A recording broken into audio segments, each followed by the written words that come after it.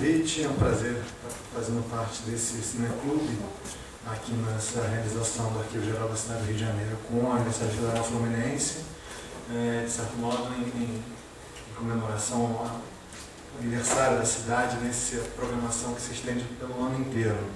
Como o João falou, a minha relação com o tema é próxima devido ao trabalho da minha tese de doutorado, do qual o João foi o orientador, em que eu investigava a tradição do gênero policial do cinema brasileiro. E na minha tese, na verdade, era um recorte pouco usual, uma vez que a gente, quando fala de filme policial brasileiro, embora a gente tenha essa impressão de que sempre que lança um filme é sucesso, que está sendo o primeiro, mas a gente já tem uma noção de uma certa tradição, né? Nos últimos anos, por exemplo, a gente tem uma série, inclusive alguns dos mais populares, como os dois Tropas de Elite, podem ser definidos dentro do gênero policial, de certo modo, mas já tem são corpos, mesmo no senso comum, mais conhecido de filmes policiais brasileiros. Mas quando a gente pensa numa tradição, geralmente a gente remonta a partir dos anos 60. E o Assalto ao Trio Embargador, o filme que a gente viu hoje, que é o filme de 62, é tido como um dos marcos de uma fase do gênero que vai ganhar uma expressão ainda maior nas décadas seguintes, né? Nos anos 70, você tem um filme como Lúcio Flávio, O Passageiro da Agonia, protagonizado pelo mesmo ator do Assalto ao Trio Embargador, que é o Reginaldo Farias, que foi um dos grandes sucessos de bilheterias da história do cinema brasileiro.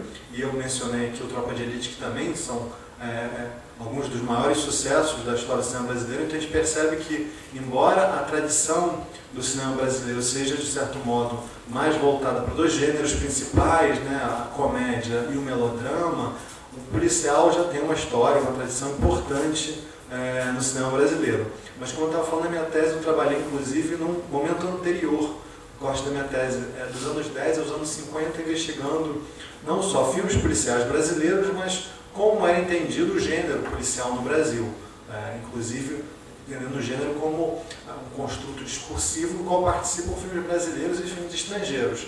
Uma vez que, quando a gente fala de gênero policial, né, que é uma denominação que tem semelhanças com outros termos utilizados em Portugal, na França, mas é muito diferente de como, por exemplo, nos Estados Unidos se chama esse tipo de gênero. Eles não chamam de filme de crime, crime film, e dentro tem uma série de subgêneros. Mas no Brasil é como se moldou essa ideia do filme policial e como ele era entendido pelos críticos, pelos espectadores, pelos produtores. Então esse foi um pouco o trabalho da minha tese.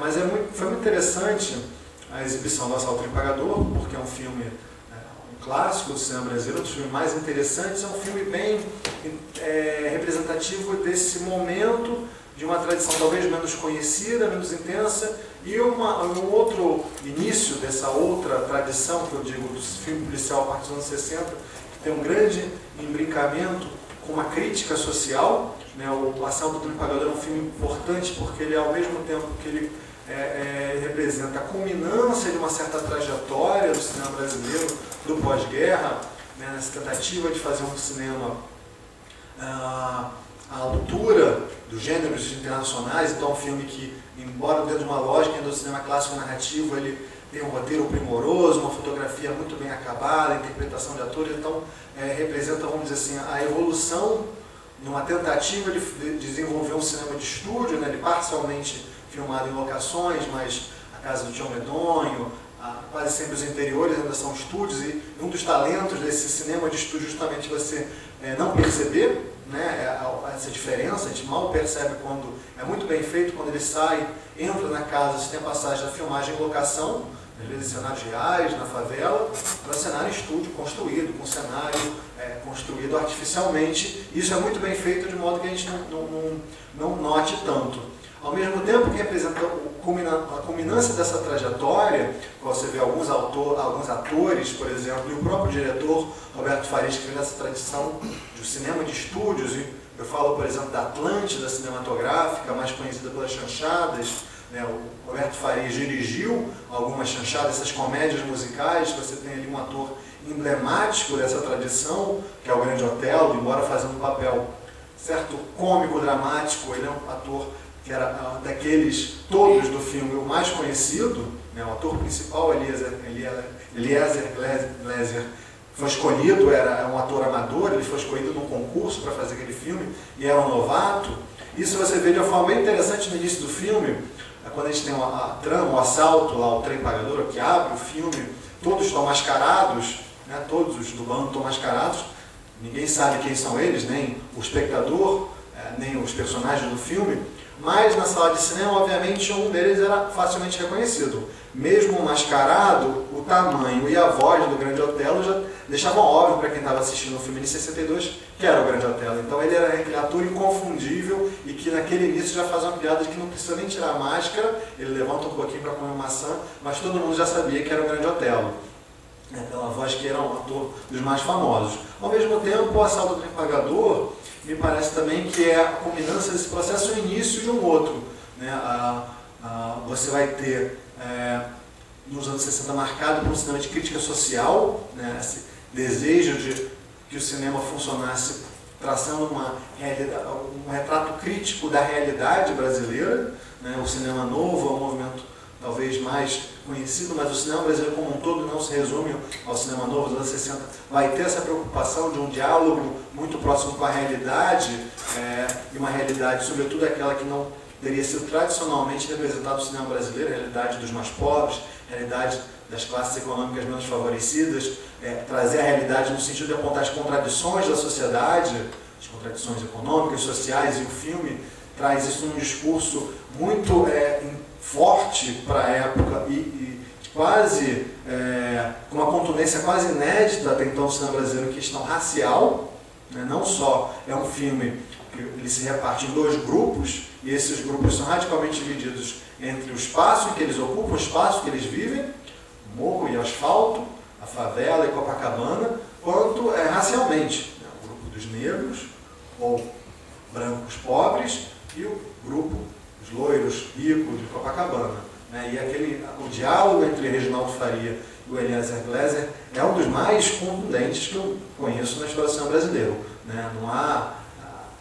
Não se poupa, né? Se fala tudo diretamente, aquele embate um na cara do outro, com uma franqueza, uma agressividade pouco vista no cinema brasileiro, eu diria até nos dias de hoje, botar o dedo na ferida de uma forma tão intensa. Então, acho que o Assalto ao Trem Pagador é um filme interessante para a gente tratar aqui no curso. Eu vou falar brevemente, já falei um pouco do filme, vou falar de outros filmes policiais para a gente tentar entender um pouco mais essa trajetória. A gente encontra exemplares que a gente pode definir dentro do filme policial, e como eu falei, essa ideia do filme policial é bastante ampla. O Assalto ao Trem Pagador, por exemplo, pode ser definido dentro de um subgênero que seria o filme de assalto, né? Filme policial, gira em torno quase sempre de um crime, de alguém que comete o crime, alguém que persegue, mas é um gênero bastante amplo. Né? E há, você pode chamar de subgêneros mais específicos. O filme de assalto é um deles, no qual a história gira na realização de um assalto. Né? Planejamento, na concepção, na execução, nas consequências desse assalto. É um filme bem curioso, já que, sendo um filme de assalto, o assalto é o que acontece nos primeiros 5 minutos do filme. Né? Quase a história inteira são as consequências desse assalto. Né? E na discussão dessas consequências, desse discurso racial, essa crítica social ficam muito intensas no destino que cada um dos membros da mesma gangue terão ao serem perseguidos pela polícia, dentro desse pacto de que não podem gastar o dinheiro. Né? Ou seja, gastar o dinheiro e as implicações que isso traz vão ter consequências muito distintas, seja para o Grilo, personagem interpretado por Reginaldo Faria, branco, de olho azul, como ele mesmo reitera, em relação aos outros, negros, a maioria, favelados, todos eles, e pobres, todos eles. Então essa é uma questão muito interessante do filme, dentro dessa ideia do filme de assalto.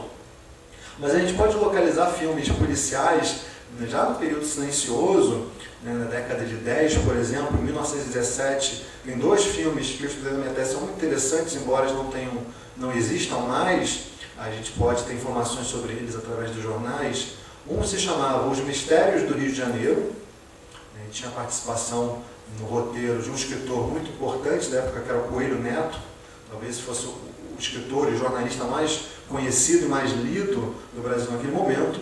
E no mesmo ano de 1917, um outro filme chamado Quadrilha do Esqueleto, produzido por ninguém mais do que o dono do jornal à noite, que que era Irineu Marinho, pai do Roberto Marinho, né, que viria a fundar o Jornal Globo e viria a ser dono do Jornal Globo e das organizações Globo. Né. E esses dois filmes são muito interessantes naquele momento, porque você... E isso é um aspecto que eu gostaria de chamar a atenção aqui, já que o curso, de certo modo, tem essa relação com a cidade, com o Rio de Janeiro, é pensar essa tradição do filme policial com a cidade. E algo interessante que a gente percebe nesses dois filmes é que, enquanto você tem os filmes desse período, grande maioria realizados no Rio de Janeiro, Distrito Federal, se preocupavam em mostrar o que a cidade tinha de mais bonito, os cenários que transformavam o Rio de Janeiro na vitrine da República, a cidade, sobretudo após a inauguração da Avenida Central, a Avenida Rio Branco vai se tornar vitrine do que o Brasil queria ser, uma nação moderna, uma nação cosmopolita, uma nação civilizada. Então, os cenários que boa parte dos filmes retratavam eram aqueles que mais orgulhavam. A famosa Avenida Central, com seus prédios novos, suas calçadas largas, esse boulevard como Paris, espaços de lazer da elite, como o Jockey Club, por exemplo, as nossas belezas naturais, como a Floresta da Tijuca. Mas esses filmes já, O Mistério do Rio de Janeiro e A Quadrilha do Esqueleto, apesar de mostrarem, sim, as mansões, os seus personagens principais nos palacetes, na Tijuca, em Botafogo, Jockey Club, etc., já vão tentar mostrar esse outro lado da cidade.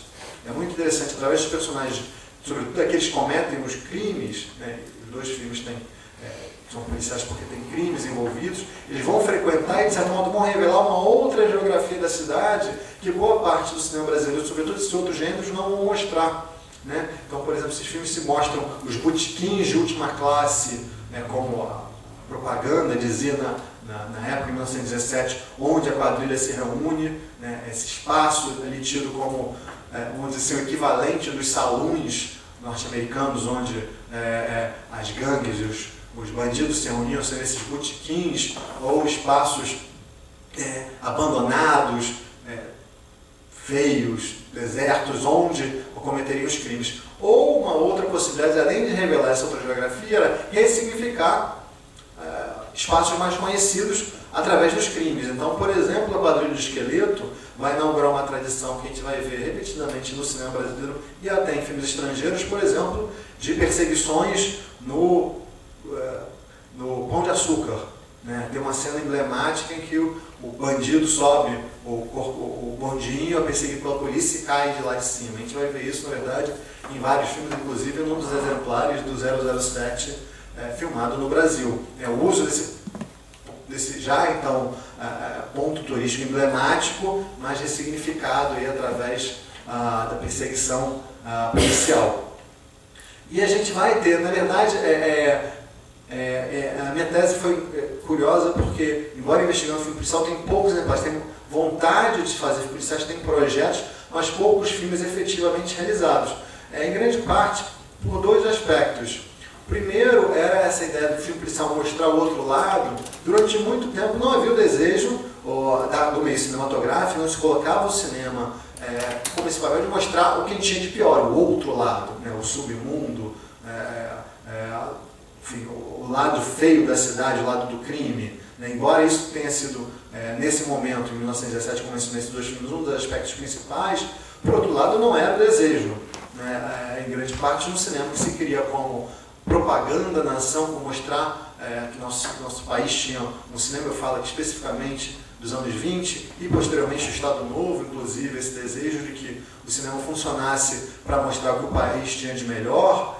Né? Então, curiosamente, o filme policial não foi um dos mais investidos, não foram mais desejados, nem mais realizados nesse momento. O que a gente vai começar a ver cada vez mais exemplares de filme policial é uma mudança significativa que vem no pós-guerra, pós-segunda guerra, a partir da segunda metade dos anos 40 e nos anos 50, quando se vê o cinema não só como ferramenta de propaganda, mostrar o que nós temos de melhor, mostrar as belas paisagens, o que o Rio de Janeiro, por exemplo, né, aqui especificamente no caso do tema que eu estou tratando aqui, tem de melhor, mas também mostrar o outro lado, mostrar outros aspectos, né?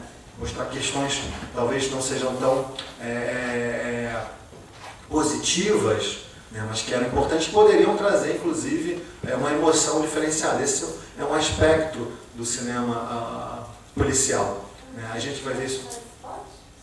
Você falou do cenário Pão de Açúcar no passado, eu vi dar muito destaque ao Maracanã. Sim. Quer dizer, eu acho que nessa época que foi o Maracanã funcionava também como um cartão postal. Sim, sim. Você tem essa ideia. Você tem um filme de 68, um filme muito interessante, chamado Máscara da Traição, que é uma história policial do assalto à bilheteria de um jogo no Maracanã. Então, novamente, o futebol e o Maracanã sendo utilizado como cenário, como pano de fundo e como mote para uma trama policial. Sim, você tem essa ideia. Em frente à Mangueira. Em frente à Mangueira. Aquela é a Mangueira? Ali é o esqueleto. Ali é o esqueleto. Que ali está embaixo. Embaixo, né? Ali é a favela do esqueleto. Que é onde hoje é o ERJ. É do lado do Maracanã. É embaixo da Mangueira. Embaixo da Mangueira.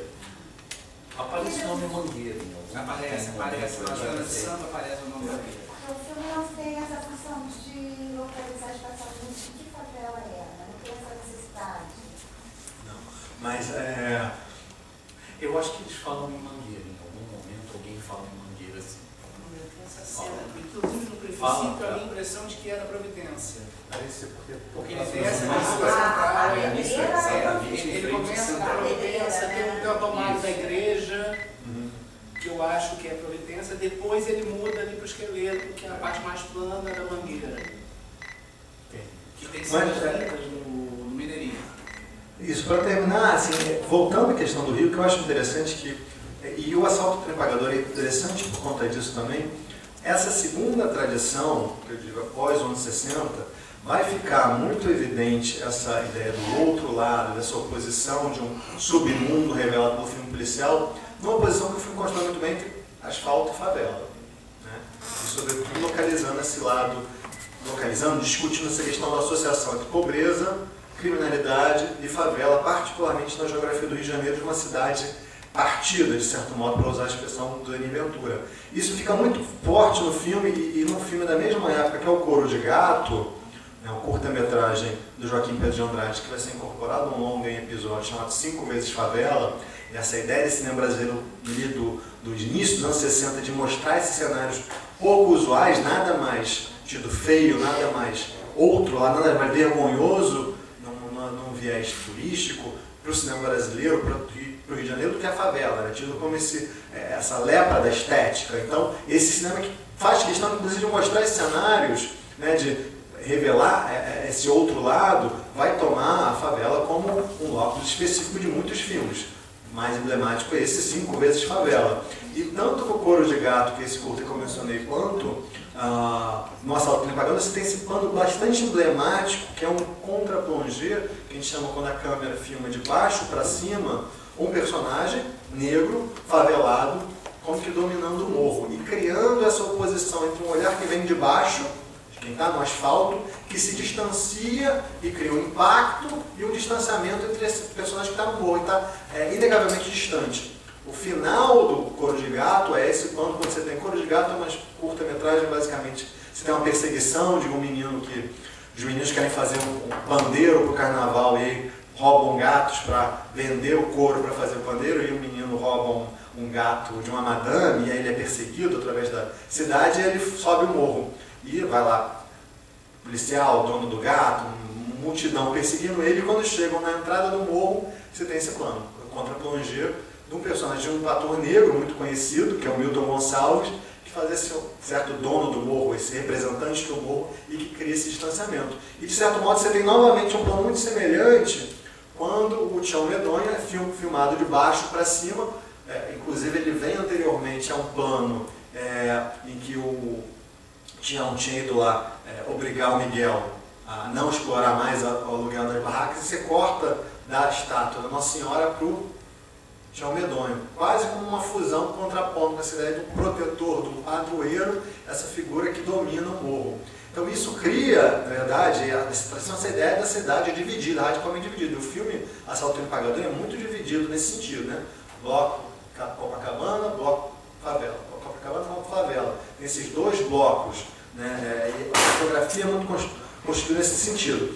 Mas o que eu acho interessante é que, embora se fale muito na tradição do do cinema novo, do sertão e da favela, e ambos, de certo modo, ligados a criminosos, né, os cangaceiros no sertão, quase sempre retratados no passado, e o bandido urbano na favela. Tem um outro cenário do Rio de Janeiro que muitas vezes é revelado por esses filmes e que também está igualmente ausente.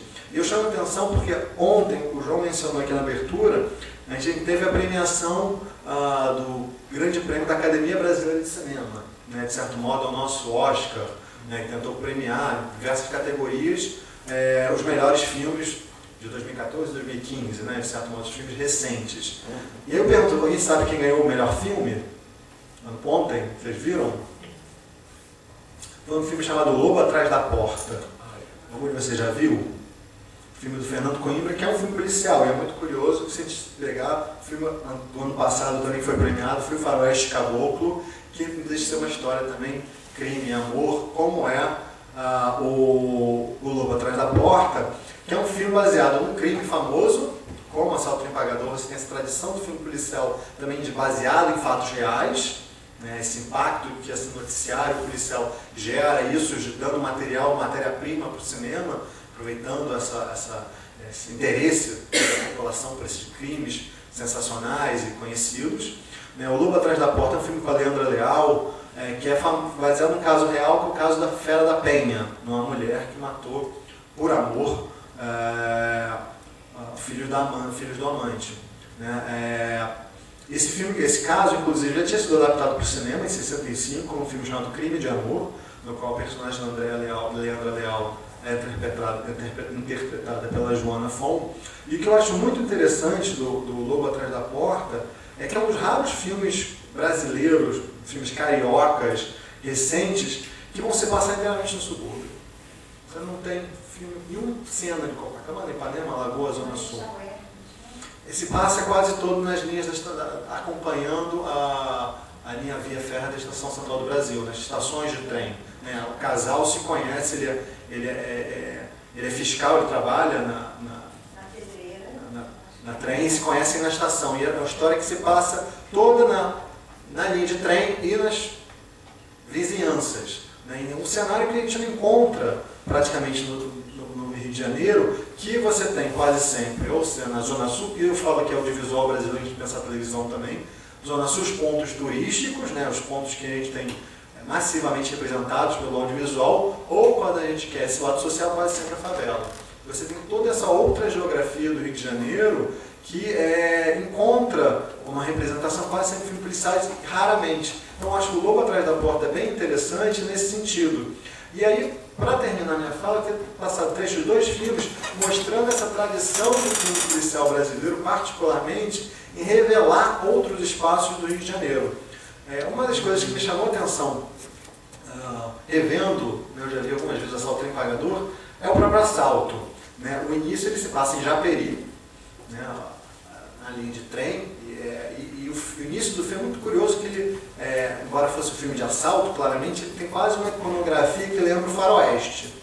Japeri, naquele momento, aí em 62, é um matagal, quase uma selva, vocês vão ver construções, você tem aquele trem que é uma Maria Fumaça, que lembra, enfim, os trens do Faroeste americano do século XIX, e você tem essa atualizada através da roupa, das armas, metralhadoras e dos automóveis. Então a gente percebe, embora lembre essa ideia do filme policial, o assalto ao trem pagador, remonta a um dos primeiros filmes de faroeste da história, de 1903, o roubo do grande trem, The Great Train Robbery, que é um filme de 1903 importante da história do cinema, e vai criar essa iconografia do cowboy e do fora da lei. Você tem um pouco isso, mas associado já a essa ideia desses outros territórios cobertos pela linha do trem. Tanto que depois que o assalto ocorre, você tem um corte, você sai de Japeri e a primeira imagem que você tem é bem emblemática, que é o prédio central do Brasil. É onde aquela linha de trem iria dar e é onde, na verdade, os bandidos vão se reunir, no centro da cidade. A central do Brasil, aquele espaço de onde partem várias ramificações de trens e ônibus para cobrir a cidade e que está quase aquele centro do Brasil. E não é muito emblemático, por exemplo, que o filme do Walter Salles se chama Central do Brasil.